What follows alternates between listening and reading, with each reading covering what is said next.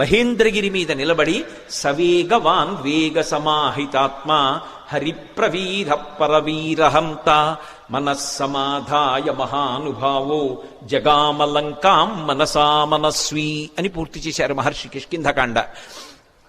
ఆ హనుమ ఇంకా లంకాపట్టణానికి తన శరీరంతో వెళ్ళాలి.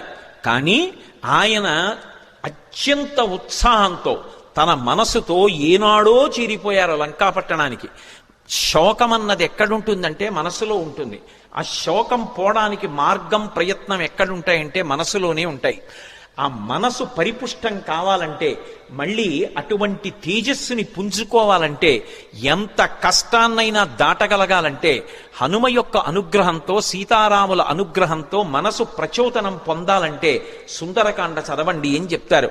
ఇంతమంది వానరులు ఉత్తర తీరంలో నిలబడిపోతే ఒక్క హనుమ మాత్రం ఎంత ఉత్సాహంగా వెడుతున్నారంటే శత్రుపురానికి మనసుతో ఆయన చేరిపోయారు. ఇక శరీరంతో వెళ్ళాలంతే.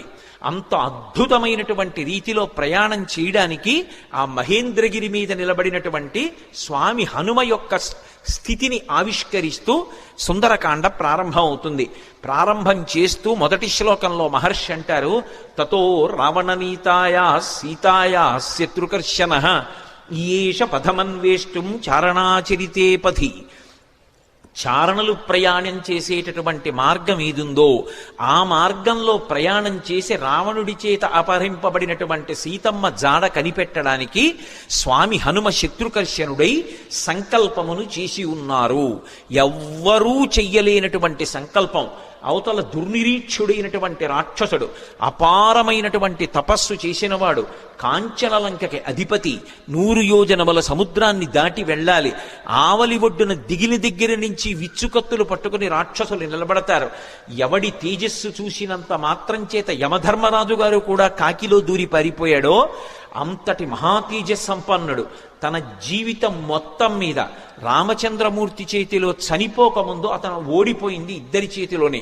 ఒకటి వాలి చేతిలో ఓడిపోయాడు, 2 కార్తవీర్యార్జునుడి చేతిలో ఓడిపోయాడు.